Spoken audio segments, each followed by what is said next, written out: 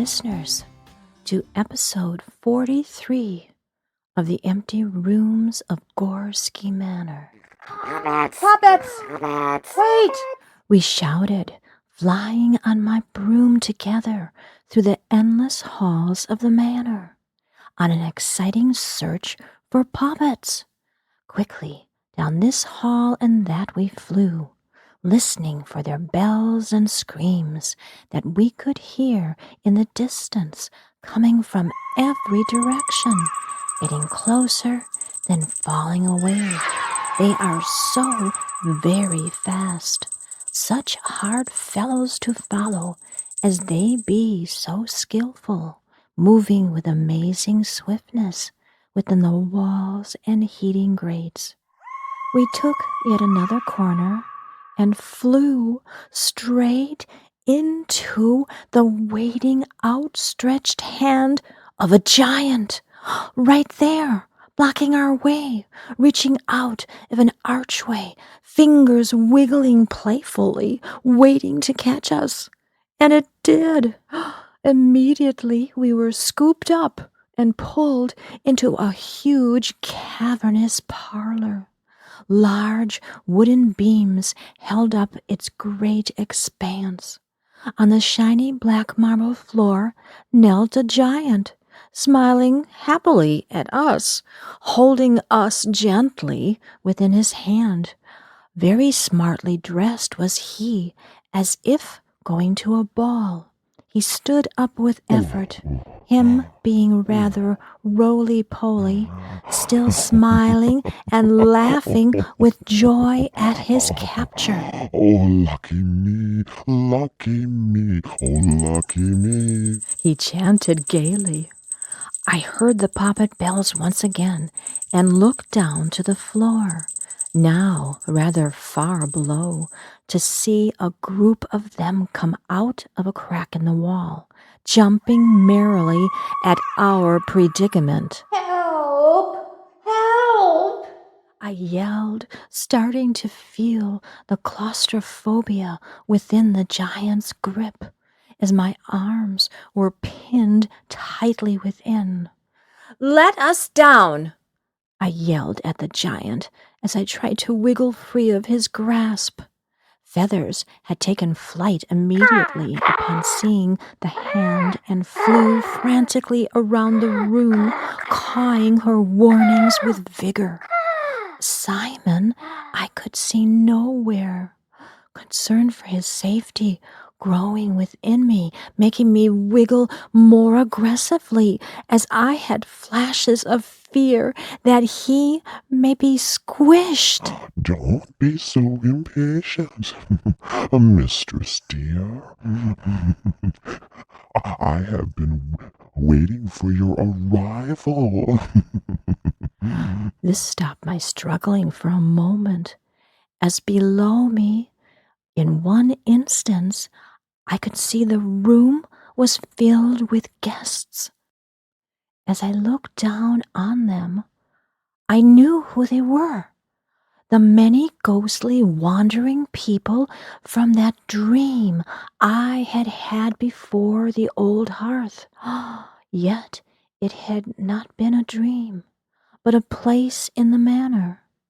Nonetheless, this was not the same room. "Please put us down. It is so very high. I can no longer feel my toes," I beseeched him with a truthfully sad look upon my face. He took pity on me, yet placed me on the stage at the far side of the room. I grasped the giant's thumb as he set me down. As my feet were unsteady, the blood now rushing back into them, shooting pins and needles rushing up and down my legs. "Oh, that is such an unpleasant feeling," I grumbled to the giant as I briskly rubbed my legs, yet very glad to be on the road to recovery and flat on the earth. Remembering Simon, I looked around in distress for his little self. The giant watched with great interest. I tapped my pockets and checked my backpack and looked to the floor, but no Simon. "I'm looking for my friend Simon. Have you seen him?"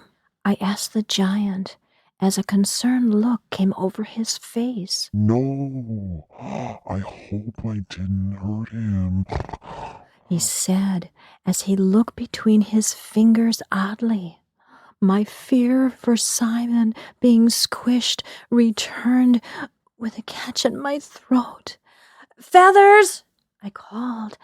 "Where is Simon?" She flew down to us as she had been watching from a carving on the wall. As the giant became more upset, I could swear he began to expand. His middle looked larger, his waistcoat tighter. He also exuded the air of someone trying to hide something. The floor beyond us was now full of that rushing crowd of ghostly persons. This time, I could hear and understand their endless flow of words, an endless stream coming from each and every ghostly mouth, each lost in their own monologues, not seeming to see or hear the others. The volume of their rantings was increasing. It got louder and louder as more ghosts joined in whatever this was that was happening. Simon! I yelled. Oh, where could he be? The giant stood up, frantically looking around. He moved into the crowd, which was so full of the ghostly people, I was surprised that he was able to wade through them so easily. None seemed to be pushed or tumbled over, they not being quite as tall as his knees. The energy of the air in the room was stifling. Oh, so tight and taut. I felt I might have to scream to get relief from the building tension.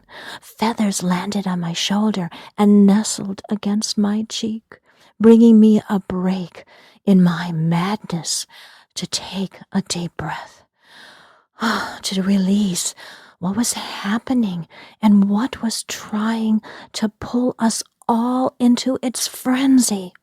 We just stood on the stage watching the giant grow bigger and rounder. Feathers whispered in my ear. Enchantment.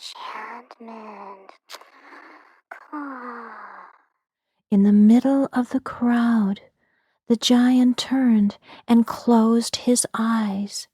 He reached to the ceiling and began to sing.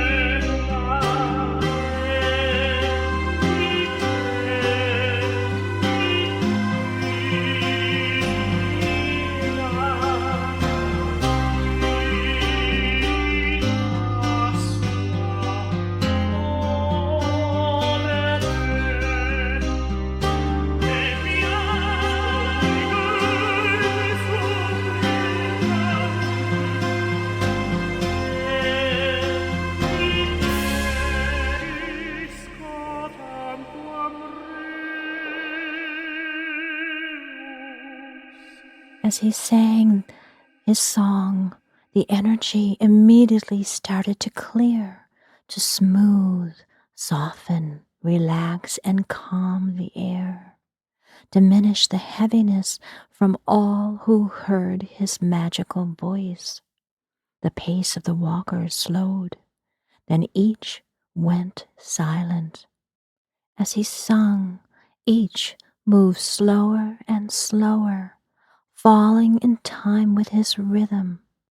I could see them all begin to breathe deeply together, coming together in lines, clearing the chaos, becoming ordered and connected, their steps slowly coming together, a gentle, dreamy pace, step by step, easily arranging into small groups, into patterns, each soul now glowing white from their blackness. I could deeply feel peace now fill this room. Even the light softened and soothed my heart. My fear for Simon lessened and turned to hope and a deep sense that all will be fine. But the biggest sight was the giant, for as he sang, the tightness of his body released, just as a tight balloon deflates and diminishes in size and stature when the stopper is finally removed. For as he sang, he became not a giant at all. He stood there, now a tall, striking man. The walkers reached out and touched him gently as they passed. I could see he was a ghost whisperer, one that can soothe and lull the anxiousness of a lost ghost trapped in their anguish. His song, used to release and lessen their entrapment for a time. His eyes caught mine. I could see something very deep within them, for he too was trapped within this doing. I felt tears come into my eyes as the last time I saw that look was in my father's eyes. It brought up deep feelings that I am not clear on what they mean, yet feelings that never fail to bring tears of this not understanding. He finished his song and came to sit on the edge of the stage by us. He was still quite tall, sitting taller than I as I stood before him. He looked to the walkers. They will be calm for a time, as I will be in this more comfortable size. We waited for him to continue, as I did not know what to say. Together we have been for many years in this endless circle. He spoke as he waved an arm over the crowd to acknowledge them. One tear escaped his eye. Oh, I yearn to escape this peril, just as this tear is now free. I looked to all the walkers. They still walked, but silently, slowly, taking rest and respite from their frantic purgatory. I wondered how I could help. Obviously, I have been brought here for this purpose. The dream, his song. May I ask your name? Simon, He answered too quickly, then looked away, sharing something he had not meant to say. I gasped at this name. Simon? Not my Simon? I placed my hands to my heart, not wanting the answer I know was to come. I do not want to lose my Simon, yes, mistress. he said with great regret. I don't understand, was all I could say as I sat down on the edge of the stage, my legs weak and no longer able to support my shock. Simon came over to kneel before me. Feathers joined us, landing on my shoulder again, she always there to offer comfort. "Did you know?" I asked Feathers. She bowed her head and could not look me in the eye. I knew her response. Caw, caw, mistress. You have helped others, caw, here at the manor. It is time for Simon. Caw, please, caw. She asked. I looked into the giant's eyes. Yes, I could see my Simon within them. He looked downwards, breaking our gaze, him unable to ask. Why can he not? Why has he not spoken of this before? It was my burden to bear, my lesson to experience. He whispered, reading my mind. We have become such great friends, I think. I so want to wander these halls with you. As I with you, mistress. He responded quickly. Which one of you is the real you? I asked him, the question popping into my mind. Who are we all really? He said with wisdom. So many lives have we all lived. I nodded my head in understanding, me thinking to the past lives I have discovered and remembered, and the many more to be remembered when this life is complete. The walkers all stopped and turned to look at us. Simon stood up, taking in a few deep breaths, ready to sing again. This is where I go. The times I have left you in the manor. This ritual is to be done at each full moon. They can all be released. Watch. I watched as he sang once again.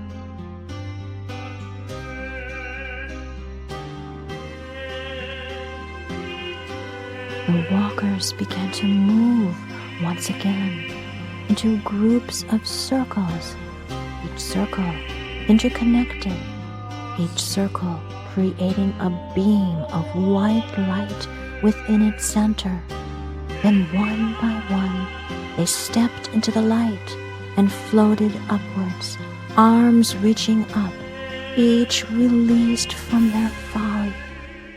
We watched until the floor was empty, all the walkers gone.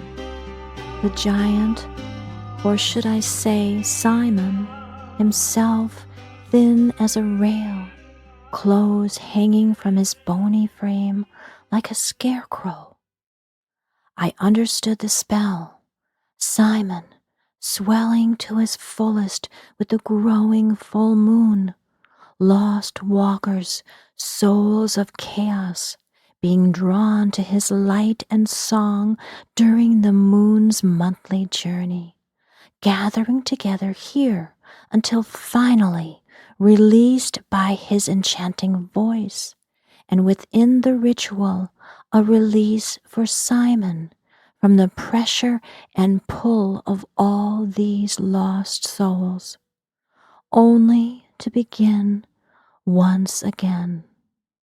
He came and sat on the stage next to us, totally exhausted.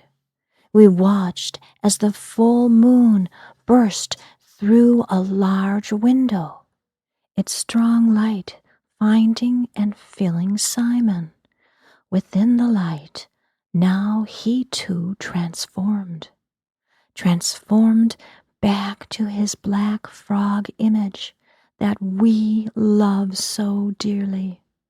With one large hop, he landed into my waiting arms. I held him tight as he trembled from his ordeal. My heart broke for him as he has had to go through this exhausting ritual alone. "Simon," I whispered, giving him a kiss on his head and my comfort. "Let me ask my spiritual guides for assistance," I began thoughtfully and hopefully. "It seems you may have a curse on you, or cords attached, or even a soul contract." "Oh, yes, mistress," Simon said with great interest.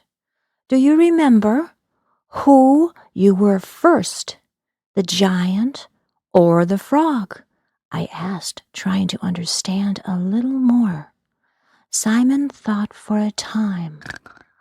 I was a frog. Yes, the sisters found me at the manor's gate and helped me come inside. Yes, that's what's happened." "Okay, let me talk with my guides. I'm sure they can help," I said, eager to try. I moved to the back of the stage and pulled out my shamanic candle and incense. I lit both and immediately felt the pathway open. I rubbed my hands together, creating a surge of energy, and placed them on my heart.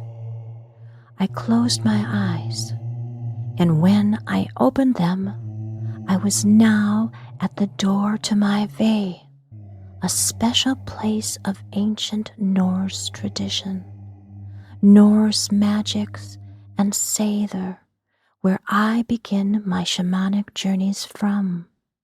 It was good to be back here, as it's been a while since I visited. My time recently so focused on the manor these days. My rock giant guardian greeted me at the door, opening it for me. Inside, all was as I had left it. All was waiting for me.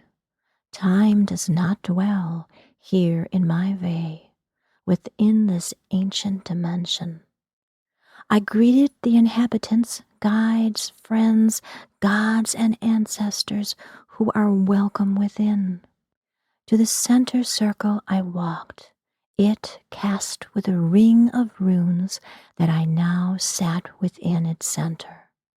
I opened my spiritual circle of protection, called and welcomed those who might assist me, and spoke of what I seek. Who can help with clarity of understanding? Who can help with clearing what is needed cleared? Who can help with healing my dear companion Simon? Modo came forward. He, a gentle, grand Jotun giant, one who has great skills of healing. He spoke little, his work done with his great hands. He pondered for a time and shared a soul contract had been created and signed by Simon. Simon, enjoying the chaos he creates, contracted for more, life after life. This contract, binding, growing stronger, larger, each life lived, expanding upon the next, until the moon was called to file a codicil to his mischief. For the lives were getting to be too great. A rift could be felt in the universe he connected with. Go to the Hall of Contracts beneath the Akashic Records Library. Ask the director to rewrite his contract. Modo instructed. I thanked Modo for the advice and quickly headed to the hall. Pegasus always flies me to the bottom of the great Akashic Records Library stairs. I walk to the right side of the white marble stairs that leads up to this eternal library.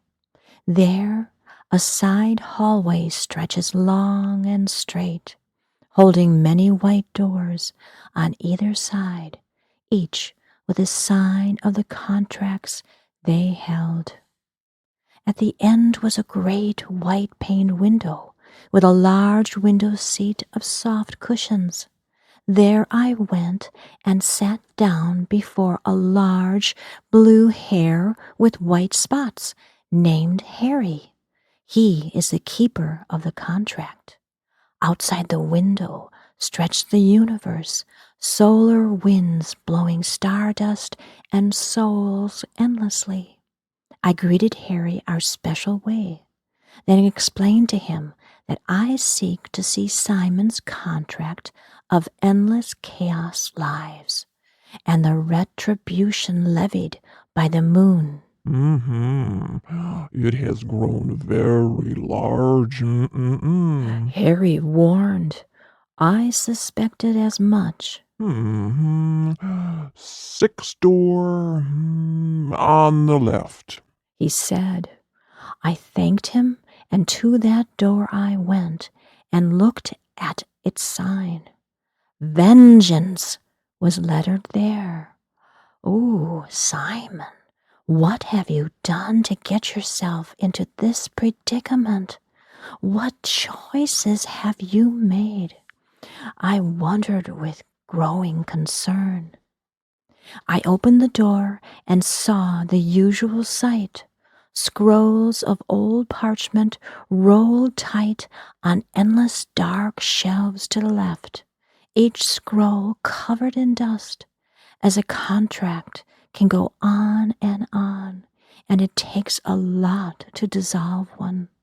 On the right was a counter with an inbox. This is where completed contracts are placed, waiting to be recycled into the great abyss of the universe. Above this counter is another shelf, a place for revised contracts to be held, each updated, revised, and cleaned, each free of dust, looking fresh and lovely as when they were first made. I looked to the great dusty shelves. The contract I requested will make itself known. I watched for the sign, and there it was. A musty, thick scroll with tattered edges began to wiggle its ripped edges like a handkerchief, waving at me for attention. I removed the scroll off the shelf, which was so very heavy, and took it back to Harry. He put some white gloves on before he touched this one and set it on the floor, untied the ribbon, and rolled it open down the hall.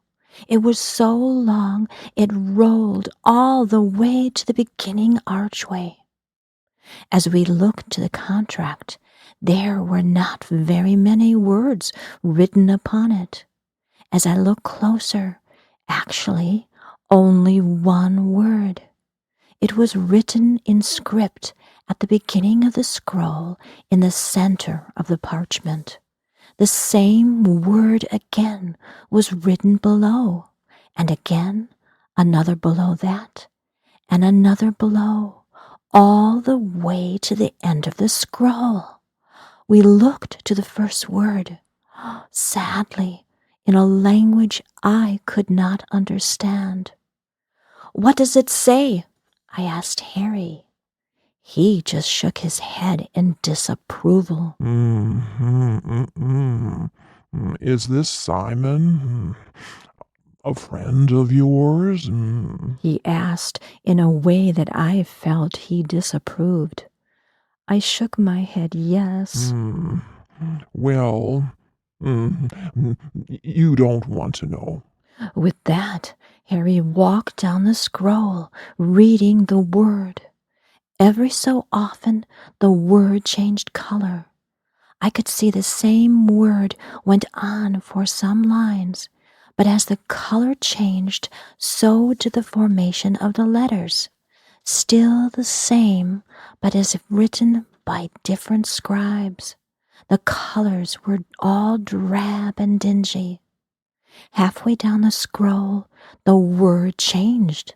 It contained the same number of characters, but it definitely was a different word. Harry sighed when he saw this. He shook his head with further disapproval, yet we continued along the scroll. I looked down the scroll to what may be coming. These words, forming a perfect stripe, followed down the middle of the whole scroll. The colors of the writing continued in dirty, muddy, dark shades, yet now with one character, every so often written in the lightest of gray. This gray was so very light that it almost faded into the parchment. On the side of the scroll, a full moon of this light gray color was drawn.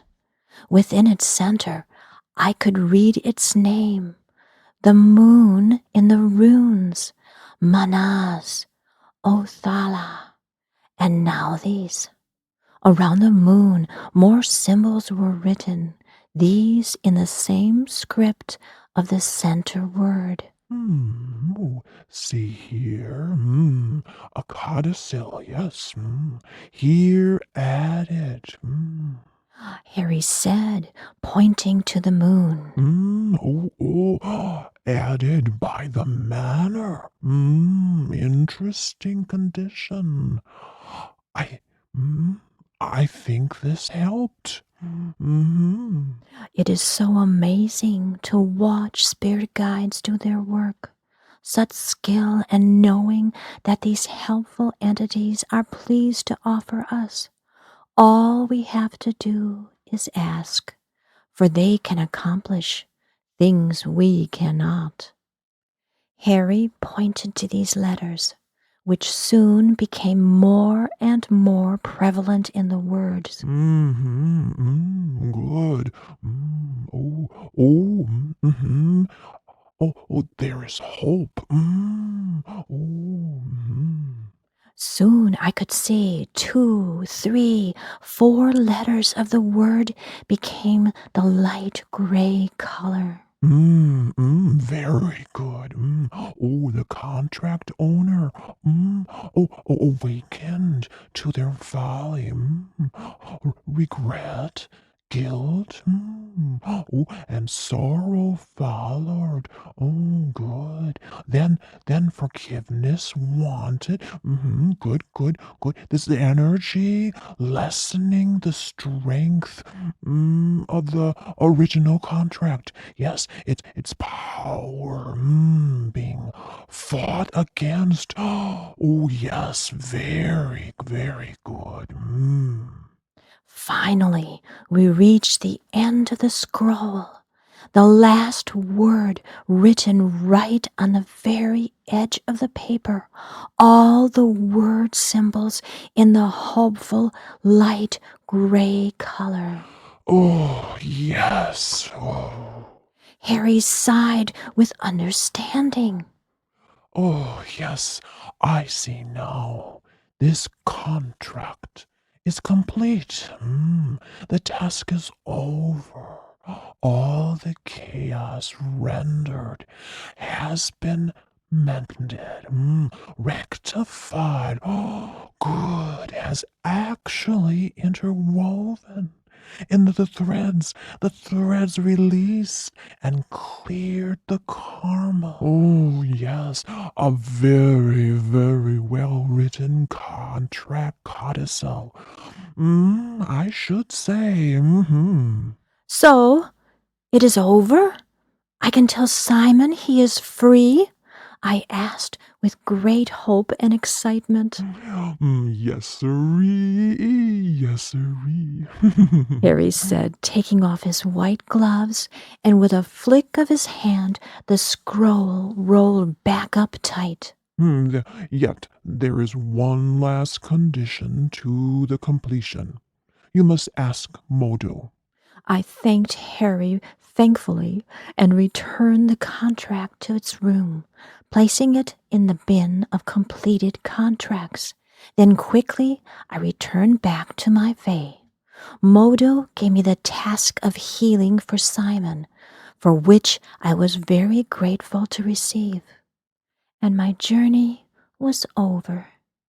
I opened my eyes, safely back on the stage of the large parlor within the manor, Simon and Feathers sitting awaiting my return. Simon, the contract has been cleared. The manor and the moon have been helping you release a lesson you were unable to learn. The call of chaos has been abated by your song, your help of other lost souls. You are almost free. I walked to Simon and took his hands in mine and drew 4 runes Modo had given me for his healing. Place them on your heart and on your throat, I instructed him, which he did. Now sing your song one more time, with one that is true, one that you love, one that loves you. I smiled as I gave him this last task. He returned my smile with deep affection and pointed a finger at me in confirmation. It is us.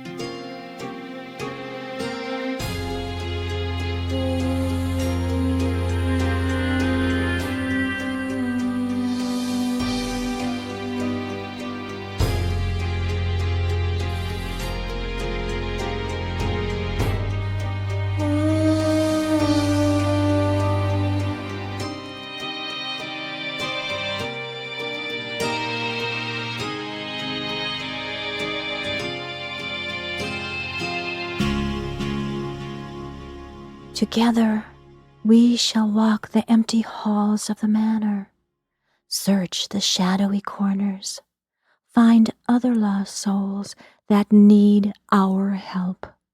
Such fun we shall have, Simon, Feathers, and me.